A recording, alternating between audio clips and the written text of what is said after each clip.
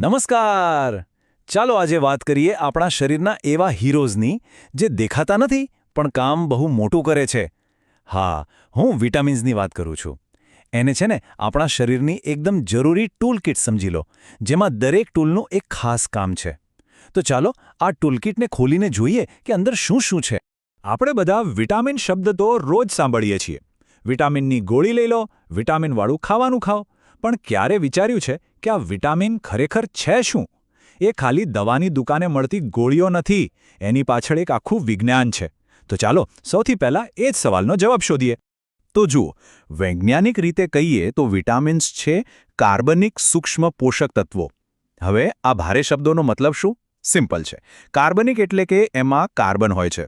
અને સૂક્ષ્મ પોષક તત્વો મતલબ કે આપણા શરીરને એની જરૂર બહુ જ ઓછી માત્રામાં પડે છે, પણ પડે છે ખરી. અને સૌથી ઇમ્પોર્ટન્ટ વાત, આપણું શરીર મોટાભાગના વિટામિન્સ જાતે નથી બનાવી શકતું. એટલે જ એને ખાવા પીવામાંથી લેવા ખૂબ જરૂરી છે. હવે એવું નથી કે બધા વિટામિન્સ એક સરખા હોય. ના, એમના બે ગ્રુપ છે. સમજો કે બે અલગ અલગ ટીમ છે અને બંને ટીમના રમવાના નિયમો પણ સાવ જુદા છે. આ તફાવત સમજવો બહુ જ જરૂરી છે. તો ચાલો મળીએ આ બે ટીમોને. તો આ બે ટીમ વચ્ચેનો મેઇન ફરક શું છે? પહેલી ટીમ છે ફેટ સોલ્યુબલ એટલે કે ચરબીમાં ઓગળનારા વિટામિન્સ. આમાં આવે એ, ડી, ઈ અને કે. આ વિટામિન્સ છે ને આપણા શરીરની ચરબી અને લીવરમાં સ્ટોર થાય છે, એટલે કે એ લાંબા સમય સુધી ટકી રહે છે. અને બીજી ટીમ એ છે વોટર સોલ્યુબલ એટલે કે પાણીમાં ઓગળનારા. આમાં આવે છે બી કોમ્પ્લેક્સ અને વિટામિન સી. આ વિટામિન્સ શરીરમાં સ્ટોર નથી થતા, જેટલી જરૂર હોય એટલા વપરાય અને બાકીના એ પેશાબ વાટે બહાર નીકળી જાય છે. એટલે જ આપણને એમની રોજ જરૂર પડે છે. એ આપણા ડેલી વર્કર્સ છે. તો ચાલો સૌથી પહેલા પેલી ટીમની વાત કરીએ, ફેટ સોલ્યુબલ એટલે કે ચરબીમાં દ્રાવ્ય વિટામિન્સ. યાદ છે ને? આ એ સ્પેશિયલિસ્ટ છે જે લાંબા ગાળાના પ્રોજેક્ટ્સ માટે આપણા શરીરમાં સ્ટોર રહે છે. જોઈએ એક પછી એક કે આ એ, ડી, ઈ અને કે શું કમાલ કરે છે. લિસ્ટમાં સૌથી પહેલું નામ છે વિટામિન એ. આને કહી શકાય આંખો અને ઇમ્યુનિટીનો સ્પેશિયાલિસ્ટ. એનું મુખ્ય કામ છે આપણી જોવાની શક્તિને તીવ્ર રાખવી અને સાથે સાથે આપણને બીમારીઓ સામે લડવાની તાકાત આપવી. તો વિટામિન એ કરે શું?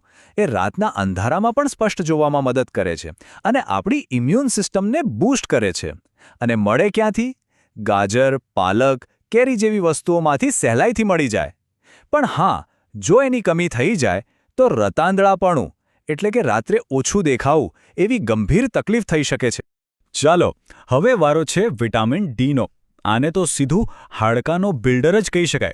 આપણા આખા હાડપિંજરને મજબૂત બનાવવાનું અને સાચવવાનું કામ આ જ કરે છે. વિટામિન ડીનું કામ બહુ સ્માર્ટ છે. એ કેલ્શિયમને શરીરમાં શોષવામાં મદદ કરે છે. અને કેલ્શિયમ તો હાડકાનો મુખ્ય મસાલો છે. પણ સૌથી મજાની વાત શું છે ખબર છે? એનો સૌથી મોટો સોર્સ છે સૂરજનો તડકો. જી હા, અને જો એની કમી થાય તો બાળકોમાં રિકેટ્સ જેવો રોગ અને મોટાઓમાં હાડકાં પોલા થવાની સમસ્યા થઈ શકે છે. આગળ વાત કરીએ વિટામિન ઈની. આ છે આપણા શરીરના નાનામાં નાના કોષોનો પર્સનલ બોડીગાર્ડ. એનું કામ જ છે રક્ષણ કરવાનું. એક જોરદાર એન્ટીઓક્સિડન્ટ છે. એટલે કે વિટામિન ઈ આપણા લોહીના લાલ કણોને ડેમેજ થવાથી બચાવે છે. એ તમને બદામ, સૂરજમુખીના બીજ અને સારા તેલમાંથી મળી જશે. આમ તો એની ઉણપ બહુ ઓછી જોવા મળે છે, પણ જો થાય તો એ સિરિયસ પ્રોબ્લેમ કરી શકે છે. અને હવે આ ટીમનો છેલ્લો પણ ખૂબ જ ઇમ્પોર્ટન્ટ પ્લેયર, વિટામિન કે. આ છે આપણો ફર્સ્ટ રિસ્પોન્ડર. શરીરમાં જ્યારે પણ કોઈ ઇમરજન્સી થાય, જેમ કે ક્યાંક વાગી જાય, તો સૌથી પહેલાં આ જ કામે લાગે છે. એનું સૌથી મોટું કામ છે લોહીને ગંઠાવવાનું. એટલે કે જ્યારે આપણને વાગે અને લોહી નીકળે ત્યારે એ લોહીને વહેતું રોકવામાં વિટામિન કે મદદ કરે છે. એ લીલા પાંદડાવાળા શાકભાજી જેમ કે પાલક અને કોબીમાંથી મળે છે. અને જો એની ઉણપ હોય તો નાની ઈજામાં પણ ઘણું લોહી વહી શકે છે. ચાલો, તો હવે પહેલી ટીમની વાત પૂરી.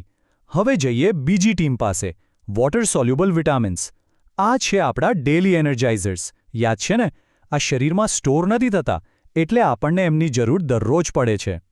આ ટીમમાં સૌથી પહેલાં છે બી કોમ્પ્લેક્સ. કોમ્પ્લેક્સ એટલા માટે કે આ કોઈ એક વિટામિન નથી, પણ આખી ગેંગ છે. B1, B3, B9, B12 બધા ભેગા મળીને શરીરને એનર્જી આપવાનું અને નર્વસ સિસ્ટમને સાચવવાનું કામ કરે છે. જેમ કે B1 ખાધેલા ખોરાકને એનર્જીમાં બદલે છે, B9 ગર્ભના વિકાસ માટે જરૂરી છે અને B12 લોહીના કણો બનાવવા માટે. દરેકે દરેકનું પોતાનું ખાસ કામ છે. અને હવે આવે છે આ ટીમના સુપરસ્ટાર વિટામિન સી. આને તમે શરીરનો માસ્ટર બિલ્ડર અને હીલર બંને કહી શકો. ગમે ત્યાં વાગ્યું હોય, કંઈ તૂટ્યું-ફૂટ્યું હોય તો એને રિપેર કરવાનું કામ વિટામિન સી કરે છે. એકચ્યુઅલી વિટામિન સી કોલેજન બનાવવામાં મદદ કરે છે.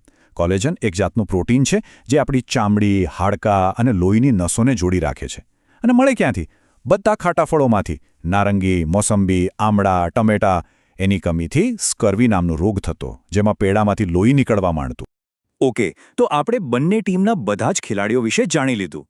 હવે આટલી બધી માહિતી યાદ કેવી રીતે રાખવી? ચિંતા નહીં, ચાલો એક ફટાફટ રિવિઝન કરી લઈએ એકદમ શોર્ટકટમાં, જેથી બધું મગજમાં ફિટ થઈ જાય.